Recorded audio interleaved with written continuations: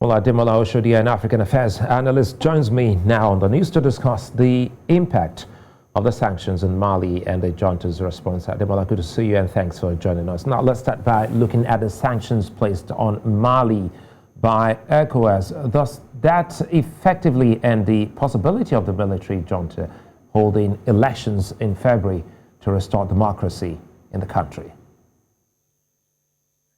Well, thank you for having me. It doesn't. It is a negotiating tactic. Play hardball and then step back and brinkmanship. So we'll definitely see jostling from both ends, ECOWAS and the military junta in Mali. But indirectly, they're both basically playing hardball and ensuring that somebody takes their position very serious and they will negotiate a different timeline. It happened before in Mali. They wanted a 3-year extension. ECOWAS, I think, agreed to 18 months. Now they've extended that, so we could easily see another year as a reduction for civilian rule. So I think we should just watch the space and see what develops. I don't think Mali has many cards to throw. France is very much behind ECOWAS, in support of ECOWAS and the sanctions. So I really don't see what room Mali, the Malian government, can really move with.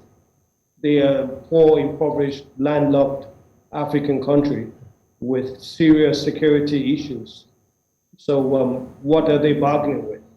It's just going to make their position more dire and make the areas of the Sahel where the insurgencies, the terrorists and the fundamentalists are running amok, make them more of a threat to the state. They need the help of the international community, especially France and ECOWAS. So this is nothing that would help them. Well, it already looks like tit for tat, reaction coming from the military, rulers in Mali. But again, how much pressure can these sanctions exert on Mali's military to see them, bow to pressure and do what the community wants them to do? I believe they will buckle fast. What will just be the worst scenario is there could be another coup within Mali, knowing full well that internally they're not accepted by the civilians, they're not accepted by the international community. So it's a recipe for somebody within the junta or from some other force to take advantage of that situation. It happened in Mali in the past when there was a coup. The insurgents in northern Mali took advantage and almost drove down to Bamako to take on the central government. So this is not going to help them. I really don't understand their hardball positioning, but beyond just a negotiating ploy and ensuring that there's some sort of brinkmanship that will help them their negotiating position. ECOWAS can easily squeeze them into submission. They really don't have much. They depend a lot on international assistance. France, they depend a lot on trade with Ghana, with Ivory Coast, and of course the West there with other neighboring African countries.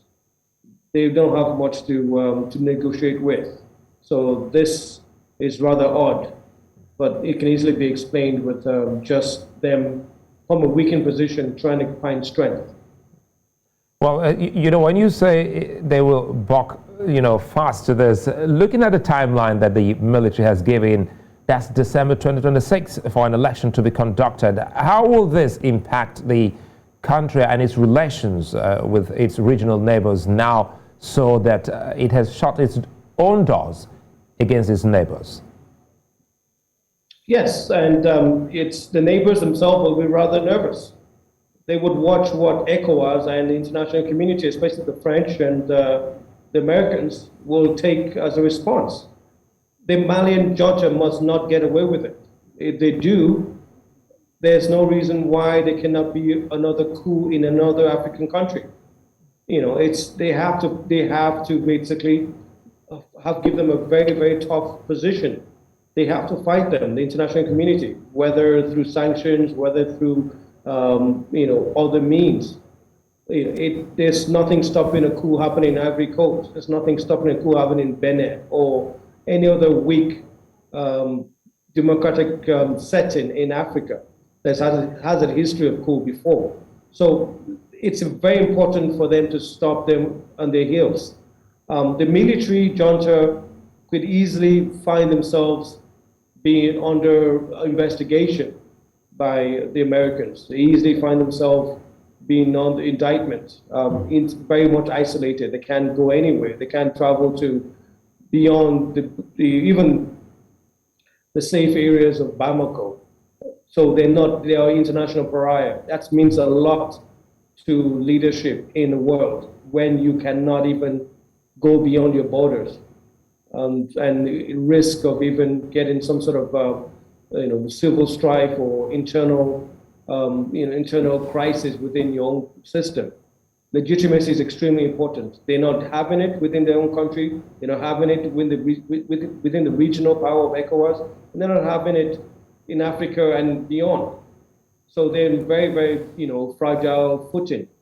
And it's just to see how things will pan out. I do believe it's a negotiating ploy for more time, but ECOWAS should not agree to that, even if they extended it for a year or two, rather than 5 years or 4 years that 3 years they're trying to bring up now. So it's important that the community holds firm and basically play hardball with them.